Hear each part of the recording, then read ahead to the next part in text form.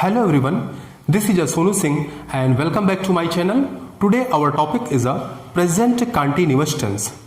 This is a very important topic for you.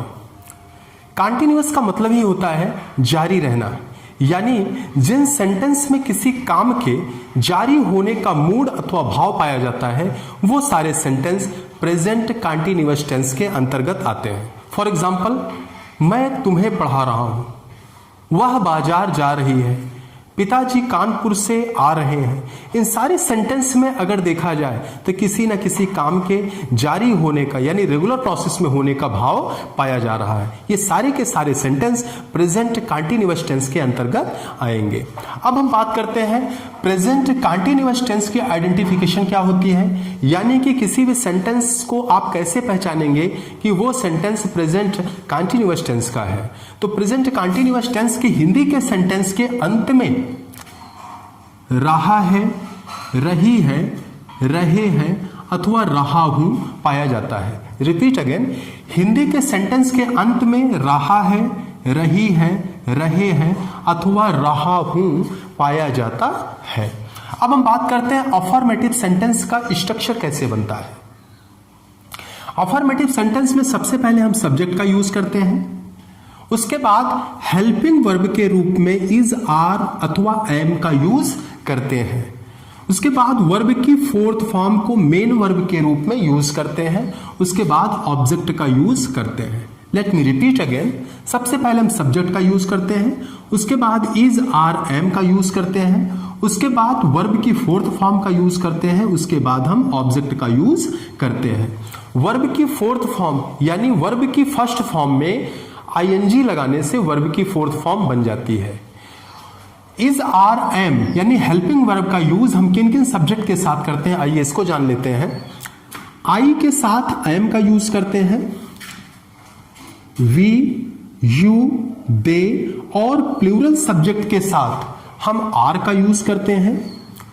उसके बाद he, she, it और singular subject के साथ हम इज का यूज करते हैं. Let me repeat again, I के साथ एम का use, we, you, they, plural subject के साथ आर का यूज, ही, सी, इट और सिंगुलर सब्जेक्ट के साथ हम इज का यूज करते हैं.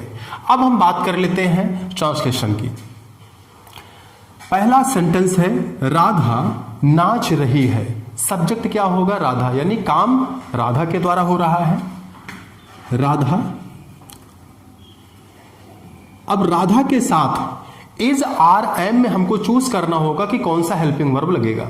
Radha is a singular subject, singular subject के साथ हम इज का यूज करते हैं, यानी राधा इज, राधा के द्वारा कौन सा काम हो रहा है, नाचने का काम हो रहा है, यानी डांस. डांस में आईएनजी लगा देंगे, हो जाएगा डांसिंग यानी वर्ब की फोर्थ फॉर्म.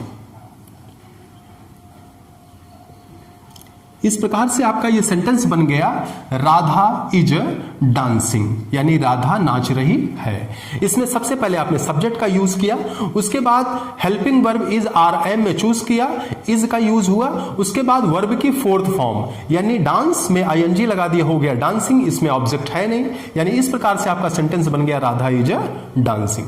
अब नेक्स्ट सेंटेंस है हम बगीचे में टहल रहे हैं, यानी बगीचे में टहलने का काम किसके द्वारा हो रहा है, हम के द्वारा.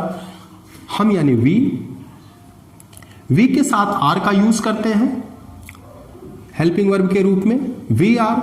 उसके बाद वर्ब की फोर्थ फॉर्म को लाना है, तो हम के द्वारा कौन सा काम हो रहा है, टहलने का काम हो रहा है, यानी वॉक, वॉक में आईएनजी लगा दिए, वी आर वॉकिंग. कहां पर टहल रहे हैं, बगीचे में, यानी इन गार्डन. इस प्रकार से आपका ये सेंटेंस बन गया, we are walking in garden. Next sentence है वह गाना गा रही है, यानी गाना गाने का काम किसके द्वारा हो रहा है, सी के द्वारा. सी के साथ कौन सा हेल्पिंग वर्ब का यूज होता है, इज का. सी इज, सी के द्वारा कौन सा काम हो रहा है, गाना गाने का, यानी सिंगिंग, यानी सिंग में आईएनजी लगा दिया, हो गया सिंगिंग. क्या गा रही है, गाना, सॉन्ग, ए सॉन्ग. इस प्रकार से आपका यह सेंटेंस बन गया, she is singing a song. Next sentence है मैं पढ़ा रहा हूं, यानी मेरे द्वारा कौन सा काम हो रहा है, पढ़ाने का काम हो रहा है। आई के साथ एम का यूज होता है, आई एम, टीच में आईएनजी लगा दिया, हो गया टीचिंग। इस प्रकार से आपका सेंटेंस बन गया आई एम टीचिंग। अगला है वर्षा हो रही है। इस सेंटेंस में अगर आप गौर से देखिए तो आपका सब्जेक्ट जो है वो इंडेफिनिट यानी कि अनिश्चित है। जहां पर सब्जेक्ट इंडेफिनिट हो वहां पर हम इट का यूज कर लेते हैं, यानी हमारा सब्जेक्ट यहां पर होगा इट, इट के साथ हम इज का यूज करते हैं।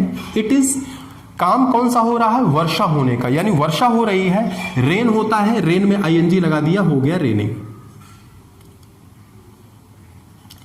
इस प्रकार से आपका ये सेंटेंस हो गया वर्षा हो रही है, इट इज अ रेनिंग। अब हम बात करते हैं निगेटिव सेंटेंस की। जैसा कि मैंने आपको पहले भी बताया था कि निगेटिव सेंटेंस में सिर्फ हेल्पिंग वर्ब के साथ ही हम नॉट का यूज करते हैं। तो आइए हम सबसे पहले इसका स्ट्रक्चर देख लेते हैं। नेगेटिव सेंटेंस में सबसे पहले हम सब्जेक्ट का यूज करते हैं, उसके बाद helping verb is are am के साथ नॉट का यूज करते हैं, उसके बाद वर्ब की फोर्थ फॉर्म का यूज करते हैं, लास्ट में हम ऑब्जेक्ट का यूज करते हैं। रिपीट अगेन, सबसे पहले हम सब्जेक्ट का यूज करते हैं, उसके बाद helping verb is are am का यूज करते हैं, उसी के तुरंत बाद हम नॉट का यूज करते हैं, उसके बाद वर्ब की फोर्थ फॉर्म का यूज करते हैं, लास्ट में हम ऑब्जेक्ट का यूज करते हैं। तो आइए हम ट्रांसलेशन कर लेते हैं। पहला है राधा नहीं नाच रही है, यानी निगेटिव सेंटेंस में चूंकि हम नहीं अथवा नॉट का यूज करते हैं, तो राधा नहीं नाच रही है, तो हमारा सब्जेक्ट हो गया राधा। राधा के साथ हम इज का यूज करेंगे, इज के तुरंत बाद हम नॉट का यूज करेंगे, राधा इज नॉट डांसिंग। इस प्रकार से आपका सेंटेंस हो गया राधा नहीं नाच रही है, Radha is not dancing. Second sentence देख लेते हैं, तुम नहीं लिख रहे हो, यानी यू के साथ आर का यूज करते हैं, आर के तुरंत बाद हम नॉट का यूज करेंगे। यू आर नॉट, यू के द्वारा किस काम को हो रहा है, लिखने का, यू आर नॉट राइटिंग। इस प्रकार से आपका सेंटेंस बन गया तुम नहीं लिख रहे हो, you are not writing. Next sentence है आज वर्षा नहीं हो रही है, यानी इसमें सबसे पहले सब्जेक्ट क्या होगा, इंडेफिनिट सब्जेक्ट है, यानी कि इट का यूज करेंगे, इट के बाद हम इज का यूज करेंगे, उसके तुरंत बाद हम नॉट का यूज करेंगे। It is not raining. अब जो इसमें ड्यूरेशन है यानी अवधि है आज, उसको हम लास्ट में लिख लेते हैं। इस प्रकार से आपका सेंटेंस बनता है it is not raining today, आज वर्षा नहीं हो रही है। नेक्स्ट सेंटेंस देख लेते हैं, बच्चे शोर नहीं मचा रहे हैं। यहां पर एक बच्चा नहीं है, कई हैं, इसीलिए उनको हम बच्चे कह रहे हैं।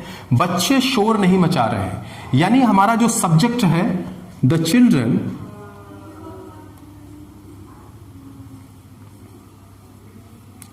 द चिल्ड्रन के तुरंत बाद, चूंकि हमारा ये बच्चे जो है प्लूरल सब्जेक्ट है, इसके साथ हम आर का यूज करेंगे।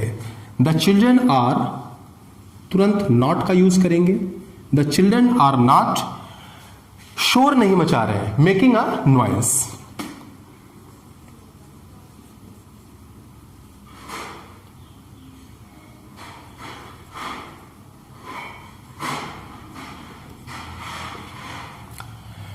इस प्रकार से आपका सेंटेंस बनता है the children are not making a noise.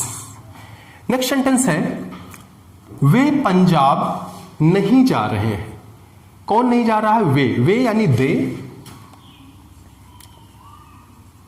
दे के साथ हम आर का यूज करते हैं, उसके तुरंत बाद हम नॉट का यूज करेंगे। दे आर नॉट, जाने की इंग्लिश होती है गो में आईएनजी लगाएंगे, गोइंग। कहां नहीं जा रहे हैं, पंजाब। इस प्रकार से आपका सेंटेंस बनता है they are not going to Punjab, वे पंजाब नहीं जा रहे हैं। इस प्रकार से आपका ये नेगेटिव सेंटेंस बनता है। अब हम बात करते हैं इंटरोगेटिव सेंटेंस की। तो इंटरोगेटिव सेंटेंस में सबसे पहले हम helping verb is are am का यूज करते हैं, उसके बाद हम सब्जेक्ट का यूज करते हैं। सब्जेक्ट के तुरंत बाद हम वर्ब की आईएनजी फॉर्म यानी वर्ब की फोर्थ फॉर्म का यूज करते हैं। उसके बाद हम ऑब्जेक्ट का यूज करते हैं, उसके बाद क्वेश्चन मार्क हम लास्ट में लगा देते हैं। इसी प्रकार से नेगेटिव इंट्रोगेटिव सेंटेंस में भी सिर्फ हम नॉट का यूज सब्जेक्ट के तुरंत बात करते हैं और सारे स्ट्रक्चर वैसे ही रहते हैं। जैसे सबसे पहले हम इज आर एम का यूज करते हैं, उसके तुरंत बाद हम सब्जेक्ट का यूज करते हैं, सब्जेक्ट के तुरंत बाद हम नॉट का यूज करते हैं, इसके बाद वर्ब की फोर्थ फॉर्म यानी आईएनजी फॉर्म का यूज करते हैं, उसके बाद हम ऑब्जेक्ट का यूज करते हैं। अब हम ट्रांसलेशन की बात कर लेते हैं। सबसे पहला आपका ट्रांसलेशन है क्या छात्र आपस में लड़ रहे हैं। यहां पर छात्र की यूनिट है, छात्र अकेला, एक छात्र नहीं है, यानी छात्र आपका प्लूरल सब्जेक्ट होगा। तो प्लूरल के साथ हम आर का यूज करते हैं। तो सबसे पहले हम आर का यूज करेंगे, are the students.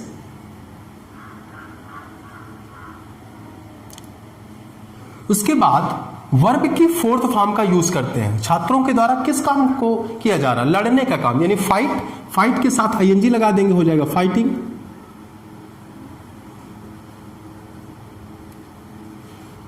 Are the student fighting with each other.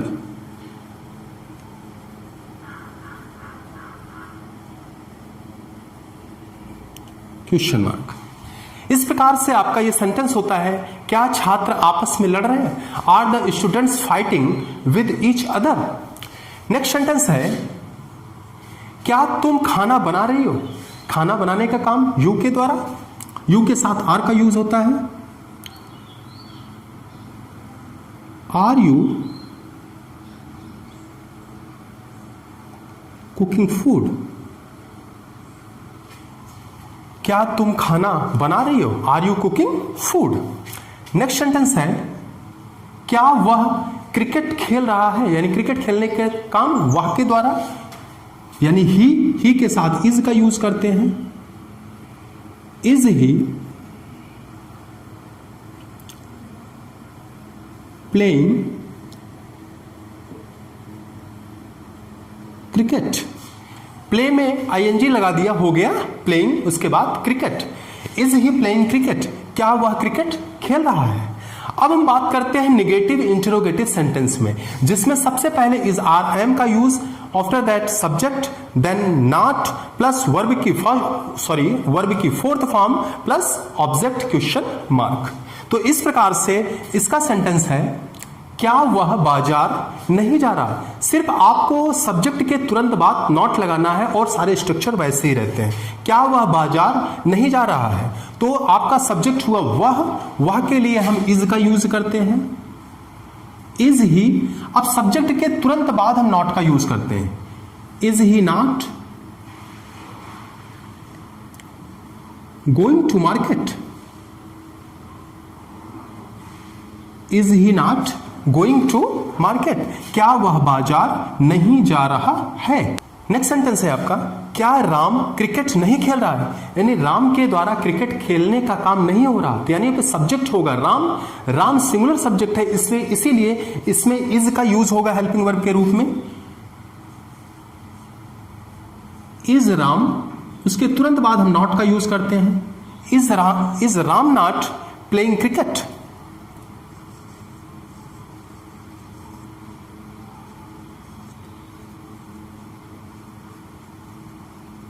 Question mark. इस प्रकार से आपका सेंटेंस बनता है is Ram not playing cricket, क्या राम क्रिकेट नहीं खेल रहा है। नेक्स्ट सेंटेंस है क्या वह किताब नहीं पढ़ रहा है, यानी किताब नहीं पढ़ने का काम वह के द्वारा हो रहा है। वह यानी ही के लिए इज का यूज करते हैं, is he not reading book, क्या वह किताब नहीं पढ़ रहा है, is he not reading book. इस प्रकार से आपका इंटरोगेटिव सेंटेंस और नेगेटिव इंट्रोगेटिव सेंटेंस का जो स्ट्रक्चर बनता है और उसी के अकॉर्डिंग ये आपका ट्रांसलेशन किए गए हैं। प्रेजेंट कंटिन्यूअस टेंस का यूज हम कुछ अन्य जगह भी करते हैं, जैसे at the time of speaking आपका वर्क नहीं हो रहा है लेकिन आपका वर्क रेगुलर प्रोसेस में है। फॉर एग्जाम्पल, जैसे किसी ने आपसे पूछा कि क्या आजकल आपकी पढ़ाई हो रही है, तो आपने कहा कि हाँ मैं आजकल पढ़ता हूं, यानी कि जिस समय उसने आपसे पूछा उस समय आप पढ़ नहीं रहे थे, बट आपका पढ़ने का कार्यक्रम रेगुलर प्रोसेस में है, यानी कि आप कल भी पढ़े थे, आज भी पढ़े हैं, कल भी पढ़ेंगे। इस प्रकार से आपकी कंटिन्यूटी पढ़ाई की बनी हुई है। तो इसमें आप बोलते हैं या I am reading nowadays, यानी इस प्रकार के सेंटेंसों में भी हम प्रेजेंट कंटिन्यूअस टेंस का यूज करते हैं। इसके अलावा कभी कभी फ्यूचर के लिए हमारी कोई प्लान हो या कोई अरेंज हो, उसके लिए भी हम प्रेजेंट कंटिन्यूअस टेंस का यूज करते हैं। फॉर एग्जाम्पल, राम कल दिल्ली जा रहा है, तो इसके लिए आप ट्रांसलेशन करते हैं Ram is going to Delhi tomorrow, यानी दिल्ली जाने का कार्यक्रम नेक्स्ट डे यानी टुमारो है, आज नहीं जा रहा है। ये काम आज का नहीं है, कल का है, लेकिन इसमें जो ट्रांसलेशन किया गया है वो प्रेजेंट कंटिन्यूअस टेंस के अकॉर्डिंग किया गया है। यानी कभी कभी हम फ्यूचर टेंस में भी प्रेजेंट कंटिन्यूअस टेंस का यूज कर लेते हैं। आई होप मैंने आपको अच्छी तरीके से प्रेजेंट कंटिन्यूअस टेंस के बारे में समझाया है, लेकिन अगर आपको एक बार में न समझ में आया हो तो वीडियो को कई बार आप देखने का प्रयास करें, आपको समझ में आएगा। इसके बावजूद भी अगर आपको नहीं समझ में आता है तो प्लीज कमेंट बॉक्स में कमेंट जरूर करें। धन्यवाद।